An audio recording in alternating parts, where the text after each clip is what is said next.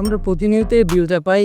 আমরা এই বিলের মাধ্যমে জানতে পারবো যে ১ ইউনিটের দাম কত আর কত ইউনিট হলে কত টাকা হয়, কত পার হলে ইউনিটের দাম বাইরে দেয়। আমি দেখাই, কাছে আসে। এই যে এখানে আমরা কিন্তু এই যে এখানে তাকালে বুঝতে পারবো যে ইউনিটের দাম কত। যদি তোমার প্রথম ভালোভাবে বোঝা যেতেছে না ক্যামেরাটার কারণে, এই যে এখন বোঝা যেতেছে।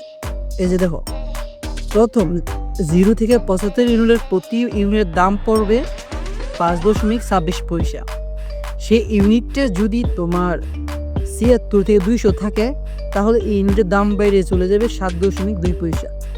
আবার যদি ২০১ থেকে ৩০০ হয়ে যায়, সেক্ষেত্রে ইউনিটের দাম বাড়বে 707 টাকা 59 পয়সা। তার মানে একবার চিন্তা করো যে ইউনিটের দাম 5 টাকা 26 পয়সা, সেটা কিন্তু তোমার ইউনিট বাড়ার কারণে 7.59 পয়সা হয়ে যেতেছে, ঠিক আছে? তো এইভাবে কিন্তু তোমাদের ইউনিটের দামগুলা বাইরে যায়। অনেক সময় দেখা যায় কি, তোমার বিল আসছে এই সপ্তাহ 75 ইউনিট হইলে কিন্তু তোমার দাম পড়বে 5.26 পয়সা।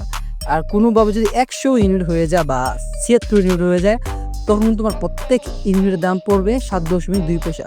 সেক্ষেত্রে কিন্তু তোমার বিলটা অনেক বেড়ে যাবে। তো এই কারণেই বিলটা বেড়ে যায়। আর আমি বুঝি না বাংলাদেশের মধ্যে এটা আইন কিসের জন্য করছে। যেহেতু আমরা রেসিডেন্টাল, আমরা সাধারণ বাসা বাড়িতে ইউজ করি, সেখানে ইউনিটটা সেম রাখার দরকার ছিল। বাকিটা তোমাদের মতামত জানাবে। ধন্যবাদ।